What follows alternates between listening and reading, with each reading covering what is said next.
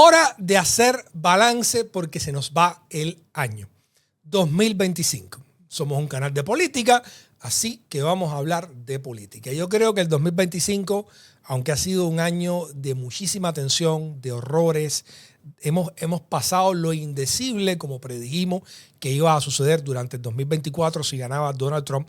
Lo cierto es que también hemos tenido muchísimas victorias contra el trumpismo. Yo creo que son victorias inmensas, en gran medida han puesto una barrera grande al emergente autoritarismo y a toda esta fantasía delirante de la extrema derecha supremacista blanco de consolidar un régimen nazi en los Estados Unidos, y lo dije con conciencia de causa.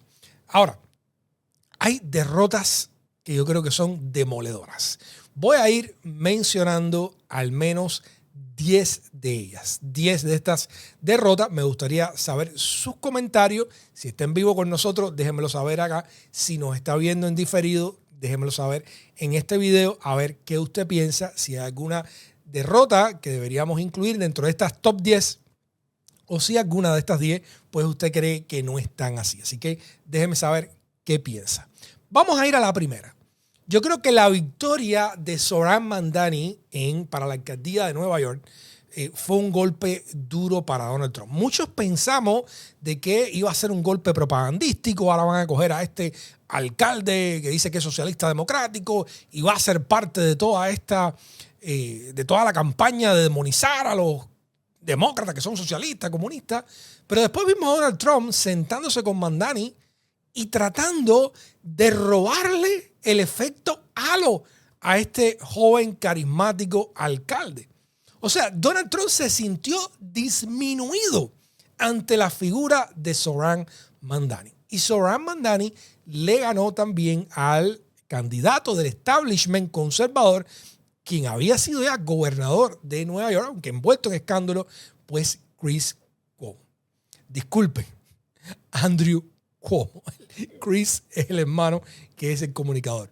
Ahora, creo que la victoria de Zohran Mamdani, indiscutiblemente, abre el espectro político.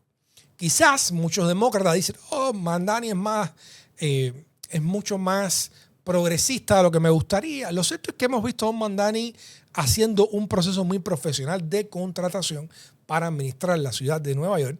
Y también hay, por supuesto, riesgos. Si no le va bien las cosas, pues la gente tratará de justificarlo con el guión ideológico.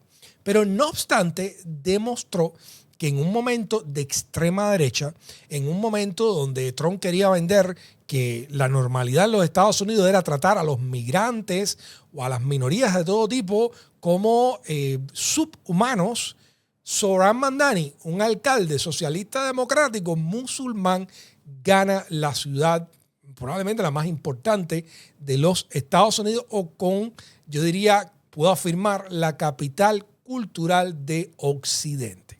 Así que yo creo que esta fue una derrota inmensa para Donald Trump y que estará sonándole en los oídos por los próximos años. Así que vamos a darle un aplauso a Mamdani y a los demócratas en Nueva York que impulsaron este triunfo a pesar de toda la presión de Donald Trump. Creo que otra inmensa derrota en este 2025 es el intento de criminalizar y de procesar a sus adversarios políticos. Ha fracasado en el intento de encausar a James Comey, ha fracasado en ese intento de criminalizar y encausar también a Leticia James, y lo ha perdido en las cortes. O sea, han sido honestamente muy brutos en este sentido, tratando de encauzar a la fuerza a estos individuos, pero también han mostrado sus verdaderos colores. El Departamento de Justicia bajo Donald Trump ha perdido la independencia, y esa era una de las características más importantes en una república democrática, que el Departamento de Justicia sea independiente de la política, porque si no, usted utiliza los procesos criminales para silenciar a sus adversarios políticos. Y usted también entonces quiere confundir a la gente diciendo que no es que sus adversarios políticos estén en contra suya, sino que son delincuentes. Eso lo hemos visto en las dictaduras del mundo, ¿no? Los presos políticos no son presos políticos, son delincuentes, presos comunes. Entonces Donald Trump ha tratado de hacer esto aquí y ha fracasado estrepitosamente. El sistema judicial se ha mantenido, ha mostrado resiliencia, fuerza y determinación, y a la vez los colores del trumpismo han quedado desnudos, han quedado expuestos de cómo Donald Trump quiere politizar el ejercicio de la ley, el Departamento de Justicia y en el proceso, bueno, por supuesto, pues reforzarse políticamente. Yo creo que esa ha sido otra derrota inmensa y ojalá que esta derrota pues desestimule que intente continuar criminalizando o encauzando a sus enemigos políticos. ¿Ok? Yo creo que este ha sido un triunfo inmenso y creo que ha sido importantísimo. Otra derrota grave fue cuando no pudieron sacar a Jimmy Kimmel del aire. Recuerde que presionaron a la empresa, a ABC, a la empresa Disney y sacaron a Jimmy Kimmel. O sea, Jimmy Kimmel salió del aire.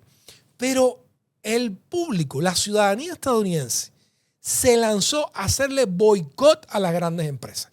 Hubo una indignación tan grande a lo largo de todos los Estados Unidos que todos estos capitalistas que pensando en sus propios beneficios y negocios habían tratado de ver cómo aplacaban a Donald Trump, pues se dieron cuenta de que era más caro, más problemático fajarse con la ciudadanía que fajarse con el aspirante a dictador. Y Jimmy Kimmel regresó al aire y le está dando más cuero y más tranca a Donald Trump que nunca. Esto creo que fue una derrota para el trumpismo salvaje, porque también demostraron sus colores. Si algo han querido demostrar ellos es que están dispuestos a pasarte por arriba si tú te les enfrentas. Si tú te les enfrentas, te van a encauzar, te van a investigar, te van a meter preso, te van a censurar. Es lo que han intentado hacer y lo que han intentado demostrar para disuadir a la gente de que le haga resistencia a ellos en ningún nivel.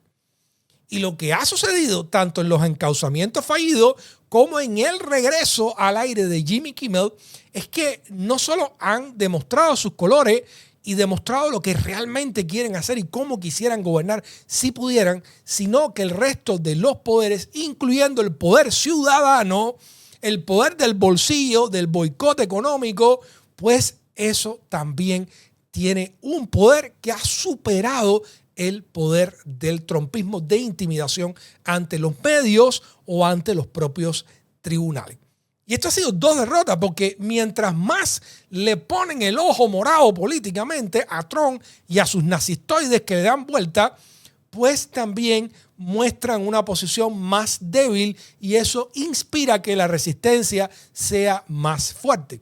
En el caso de Jimmy Kimmel, que no solo regresó, sino que regresó con ratings históricos, pues ya no solo le hace que la gente le pierda el miedo a Trump, sino que dice, oye, hay un buen incentivo para que la resistencia continúe, para que tú te enfrentes a esta locura, porque además la gente te va a premiar con su atención, con su cariño y también, bueno, pues vas a tener probablemente, como le ha pasado a Jimmy Kimmel, pues una mejor audiencia y un mejor negocio de todo esto.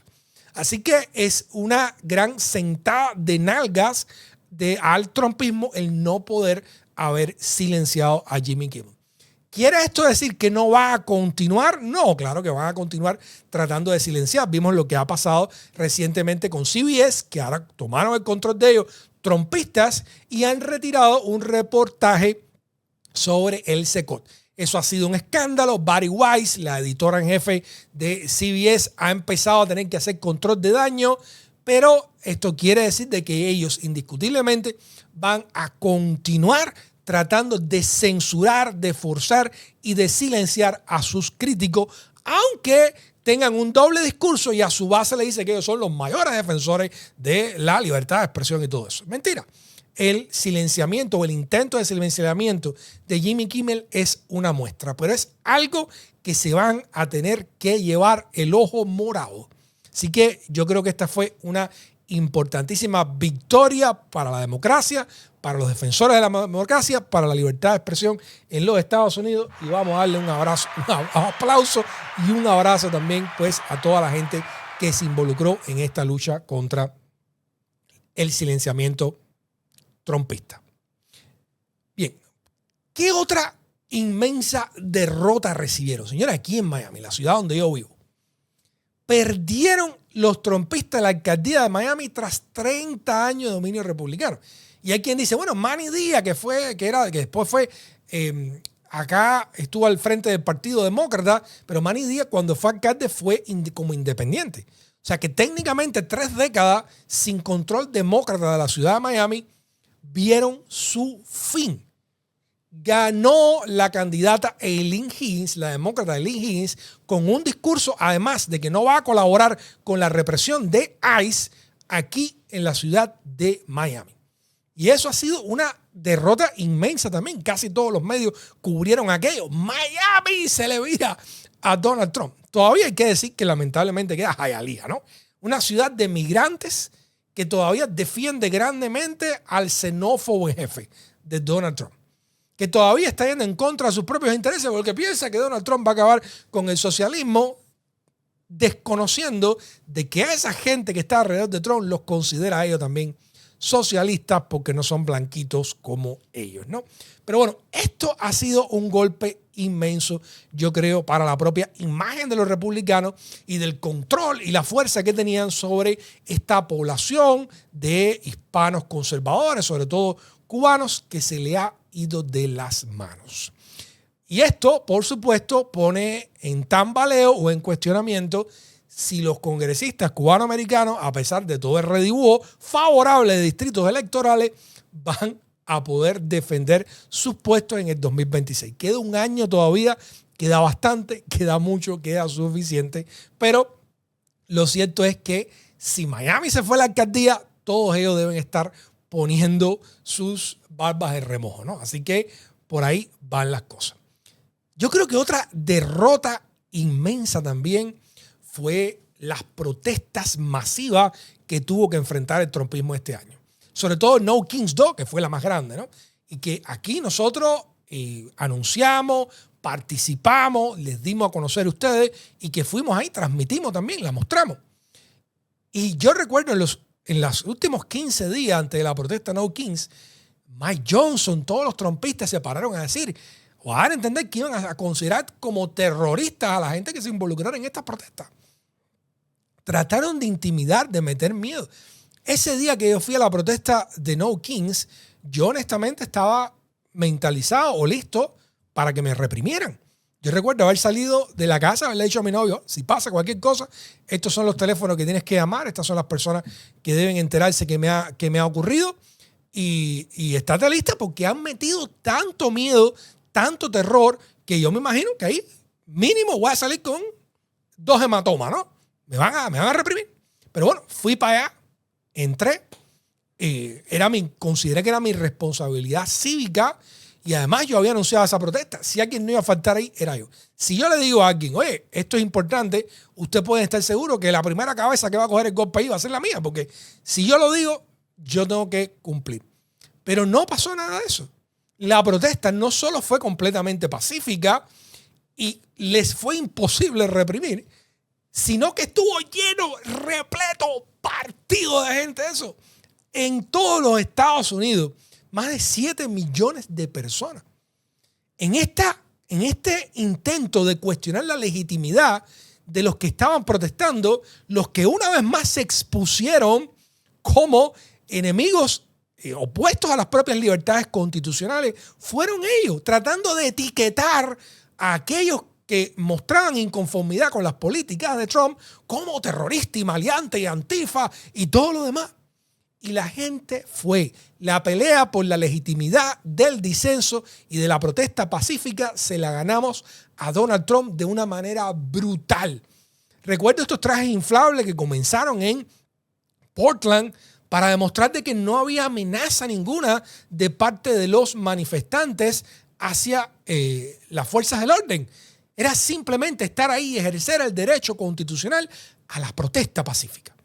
Y eso se hizo. Y el hecho de que las protestas fueran extraordinariamente pacíficas, sin prácticamente ningún problema, que fueran las protestas más grandes de la historia de los Estados Unidos, pues tiene que ser una patada en el huesito de la alegría para Donald Trump y todos sus secuaces. Yo creo que esta fue una de las derrotas más grandes que sufrió Trump en el 2025 y se impuso el derecho cívico de aquellos que nos oponemos al trumpismo a expresarnos constitucionalmente en las calles. Y se hizo con creatividad, con alegría, con amor, con solidaridad y con fuerza. Así que le pasaron por arriba a el trumpismo represivo y yo creo que eso fue bello, honestamente. Otra de las grandes derrotas, y la obtuvo recientemente en la Corte Suprema, es que, al menos temporalmente, porque la Corte Suprema tiene todavía que profundizar en la cuestión sustantiva de derecho, pero ha tenido una sentencia que impide que Donald Trump continúe desplegando la Guardia Nacional en los estados de la misma manera en que lo había estado haciendo. Ahora tiene que demostrar que realmente hay el problema que justificaría que él hiciera este despliegue de la Guardia Nacional y debería estar en coordinación con los gobiernos de los estados. Y Donald Trump, que estaba utilizando estos despliegues de la Guardia Nacional para intimidar, aterrorizar y dar la imagen de hombre fuerte que si tú vas y le protestas pacíficamente, te van a pasar las esteras de los tanques por arriba como si fuera un Tiananmen estadounidense, pues ha perdido. La propia Corte Suprema MAGA, que ha estado del lado de él en casi todo sin dar explicaciones muchas veces, pues al menos esta vez, de forma temporal, repito, el proceso continúa. Tiene que pasar por todos los tribunales de instancia o las cortes de instancia hasta llegar a la Corte Suprema nuevamente si continúa este litigio. Pero hasta hoy todo el showcito de la Guardia Nacional para acá y la Guardia Nacional para allá y te voy a dar patada por aquí y te voy a dar un trompón por allá y cuando vayan a votar va a haber un militar al lado tuyo que te va a mirar y dice tú no eres blanco suficiente para votar. Eso parece que hasta por el momento la Corte Suprema le ha puesto un stop. Su propia Corte Suprema le ha puesto un stop. Así que esto es otro golpe durísimo para la propia imagen de individuo imparable de Donald Trump. Recuerden que antes incluso de asumir el poder hubo reportes de que la estrategia era mantenernos a todos nosotros en trauma. Mantener a la oposición en trauma para que no pudiéramos coordinarnos o actuar o pensar con claridad. Y parte de este trauma era el despliegue de tropas, de fuerza, de intimidación en las ciudades de los Estados Unidos. Y Donald Trump ha perdido, por lo menos momentáneamente, esa capacidad de hacerlo. Y en el proceso, en el resultado, en la sentencia, ha quedado como un individuo debilitado. Así que esta yo creo que fue otra inmensa derrota para el trumpismo que prometía hacer este régimen de militarizarlo todo y mantener el control e intimidar a todo el mundo y pasarte por arriba si no le convenía. Así que yo creo que lo dejaron medio calvo en este sentido, con el mayor respeto de todos los calvos, pero le pasaron duro por encima. Otro de las inmensísimas derrotas, y los he ido poniendo de menos magnitud a más magnitud, fue que pasaran esta ley que exige la publicación de los archivos de Jeffrey Epstein. Porque mostró que Donald Trump no pudo intimidar al menos a todo su Congreso. Hubo varios republicanos, no muchos, se pueden contar con una mano, pero que se le pusieron bonito y terminaron pasando la ley para que se publicaran los archivos de Jeffrey Epstein, que cuentan una historia de Donald Trump demasiado cercano, demasiado familiar, demasiado permisivo con quien liderara el peor anillo o la peor conspiración o red de abusos hacia niñas en los Estados Unidos. Y cada día descubrimos más, cada día hay más evidencia de que probablemente Trump, si no se involucró a matar la vaca, al menos con su silencio le aguantaba la pata. Como dicen, ¿no? Dice que tiene tanta culpa el que mata la vaca como el que le aguanta la pata, pues parece que Trump sabía y no dijo, ¿no? Entonces, eso es lo que van demostrando estos documentos. Y además, hay para rato, porque van a aparecer 1 millón de documentos más. Parece que durante todo el año 2026 vamos a continuar hablando sobre por qué Donald Trump era tan cercano a Jeffrey Epstein y qué supo, qué dijo, qué conocía. Y esto él se lo tiene que agradecer a miembros de su propio partido. Si en algún momento comenzó a quebrarse el control dictatorial que Trump tenía sobre el Partido Republicano, al cual él quiere pues rebautizar como Trumpulicano, porque todo tiene que ser sobre él, en esta publicación de los archivos de Epstein tuvo una derrota épica, colosal, brutal. Otra de las grandes derrotas es que termina un año con su base completamente in disarray, o sea, están fajados unos con otros. Y lo vimos hace unos días en esta conferencia de Turning Point USA, donde se reúne la base conservadora, maísta, y estaban todo el mundo tirándose entre todo el mundo. Nosotros hicimos una transmisión en vivo aquí que le llamamos Republicanos se despellejan, porque era eso lo que estaban haciendo. Ante la falta de liderazgo, de moral, la corrupción rampante, la lucha de intereses, la lucha de protagonismo y que no hay una claridad moral entre todos ellos o una causa clara entre todos ellos y que las motivaciones principales de lo que hacen es el lucro y el odio, pues no es de extrañar de que en definitiva como acaben las cosas sea como la fiesta del guatao, ¿no? O sea, todo el mundo fajado con todo el mundo y no me sorprendería que dado que se le prometió cuestiones contradictorias a unos y a otros, pues estas contradicciones, estas peleas, estas fajazones continúen para el próximo año. Como decía una canción en Cuba, a lo mejor para el año que viene, lo bueno sucede. Yo creo que a esta gente para el año que viene, lo bueno no les va a suceder. Yo creo que lo que les viene encima es más despelleje, más peleas entre ellos, más conflictos, más apuntarse unos a otros, más señalarse unos a otros y más irse a la yugular de unos a otros, porque eso es lo único que genera, señor, el odio, la corrupción y las malas intenciones. Y sobre todo, la mentira. Así que yo creo que esto ha sido otro de las derrotas inmensas de Donald Trump. Y ya voy para las dos últimas que considero probablemente las más devastadoras de todo. Y la número 9, que sería como la segunda en ranking, es que Trump ha perdido el control del relato económico. Ya esta historia de que él vendía, que Trump, el empresario, que cualquiera que buscara la historia de él se da cuenta que fracasaba en todo, pero ahora esta historia del tipo que va a mejorar la economía, que no sé qué, todo este cuento que le metieron a los incautos se ha desbaratado. Ha sido obvio el deterioro económico desde que Donald Trump asumió el poder hasta ahora y ha sido obvio que lo que ha cambiado de manera significativa son sus propias políticas económicas. Y si usted piensa que los aranceles es lo único que ha desbaratado o que usted va a ver cómo la economía continúa deteriorándose en los próximos 3 años de Donald Trump, yo le voy a adelantar algunas cosas. Los aranceles han devastado la economía, sin duda.